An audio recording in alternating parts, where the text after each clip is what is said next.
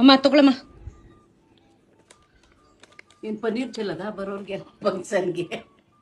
ಪನ್ನೀರ್ ಚೆಲ್ಲದಲ್ಲ, ಅದ್ ಏನು ಅಂತ ಮ್ಯಾಟ್ರ್ ಹೇಳಿದ್ರೆ ಇವಾಗ ನೀನ್ ಸೈಕೆ ಆಗೋಯ್ತೀಯಾ. ಏನಿದು? ಪಾರಿನಲ್ಲಿ ಕುಂಡಿ ತೊಳ್ಕೊಳಕ್ಕೆ ನಾನು ಕಂಪ್ಲೀಟ್ ಮಾಡಿಲ್ಲ, ಹಿಡ್ಕೊ ಹೇಳ್ತೀನಿ.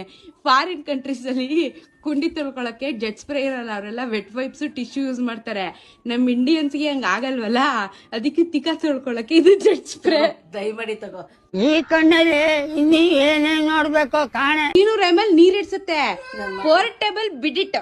ಈಗ ನೀರ್ ಎಷ್ಟು ಫೋರ್ಸ್ ಬರುತ್ತೆ ನೋಡೋದನ್ನ. ಏನ್ ಪ್ರೆಸ್ ಮಾಡು. ಎಲ್ಲ ಕಡೆ ಅಷ್ಟು ದುಡ್ಡು ಕೊಟ್ಟು ಫ್ಲೈಟ್ ಅಲ್ಲಿ ಅಷ್ಟು ದುಡ್ಡು ಕೊಟ್ಟು ಹೋಗ್ತೀರಾ, ಕುಂಡಿ ತೊಳ್ಕೊಳಕ್ ನೀರ್ ಇಡಲ್ವನೇ ಅವರು? ಆಮೇಲೆ ಬಂದ್ ಕ್ಲೀನ್ ಮಾಡ್ಬೋದಲ್ಲ ವಿಮಾನ ಲ್ಯಾಂಡ್ ಆದ್ಮೇಲೆ? ನೋಡಿ ಏತ್ಬಿಟ್ರೆ ಕೆಳಗಡೆ ಬಿದ್ಬಿಡ್ತದ. ಈಗ ಅದನ್ನ ಸ್ಪ್ರೇ ಮಾಡಿ ಹೇಳ್ತೀನಿ ನಾನು. ಅಯ್ಯೋ, ಚಿಕ್ಕ ಮಕ್ಳು ಹಣ್ಣು ತೊಳೆಯಕ್ಕೂ ಸಾಲಲ್ವಲ್ಲ ನೀರು? ಮಾತೇ ಇಲ್ಲ ನೋಡಿಲಿ, ಏನ್ ಸಾಲುತ್ತಿ ನಿಮ್ ದೊಡ್ಡ ಕುಂಡಿಗೆ? ಹಂಡೆಗತ್ರ ಕುಂಡೆ ಇದ್ರೆ ಏನ್ ಗತಿ? ನೀರು ಫೋರ್ಸ್ ಇಲ್ಲ, ಏನಿಲ್ಲ. ಇದೆ 2 ತರ ಡಿಫ್ರೆಂಟ್ ತೊಳ್ಕೊಳಕ್ಕೆ. ಮಕ್ಳು ಹುಚ್ಚೋಯ್ದಂಗಿದೆಯಲ್ಲೇ. ಟಿಶ್ಯೂ ಲೋರ್ಸ್ಕೊಳ್ಳೋ ಬದಲು ಇದನ್ನ ತೊಳೆದ್ಬಿಟ್ಟು ಟಿಶ್ಯೂ ಲೋರ್ಸ್ಕೊಂಡ್ರೆ ಕಡ್ತಾ ಬರಲ್ವಾ? ಕಟ್ತಾ ಎಲ್ಲ ನಮ್ಮಂತ ಟ್ರಾವೆಲರ್ಸ್ಗೆ ಈ ಪೋರ್ಟೇಬಲ್ ಬಿಡಿಟ್ ಏನೇನು ಕಂಡಿಡ್ದಿದಾರಮ್ಮ. ಅಲ್ಲಿಲ್ಲ ಅಂತಾನೆ ಇದನ್ನ ಕಂಡಿಡ್ದಿರೋದಾ?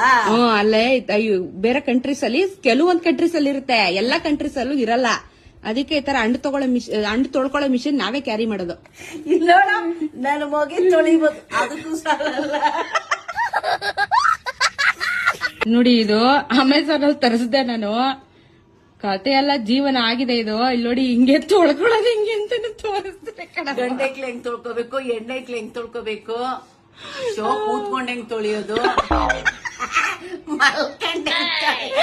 ಈ ಎಳೆ ಮಕ್ಳು ಬಾಡನ್ ತೆಗಿಯಾರ ತೋರಿಸ್ತಾರಲ್ಲ, ಹಿಂಗ್ ಮಕ್ಳು ಹಿಂಗ್ ಮಾಡ್ಬೇಕು, ಹಂಗ್ ಮಾಡ್ಬೇಕು, ನೋಡ್ಕೋಬೇಕು ಅಂತ. ಹಂಗಿದೆ ಮಕ್ಳು. ಕುಂಡಿ ತೊಳೆಕೋ ಸಾಲಲ್ಲ. ಲೇ, ನಮ್ ಕಾಲದಲ್ಲೆಲ್ಲ ಈ ತರ ಇರ್ಲಿಲ್ಲ. ಚೊಂಬಲೇನ್ ಆನಂದ ಬೈಲ್ಗೋಗಿ ಮಾಡ್ಕೊಂಡ್ ಬರೋದು. ಇವಾಗಂತೂ ಇಂಡಿಯನ್ ಟಾಯ್ಲೆಟ್ಗೆ ಮೀರ್ಸಿ ವೆಸ್ಟರ್ನ್ ಟಾಯ್ಲೆಟ್ ಇದೆ. ಇದೇದಪ್ಪ, ಇದು ನನಗೆ ಇಷ್ಟ ಆಗಿಲ್ಲ.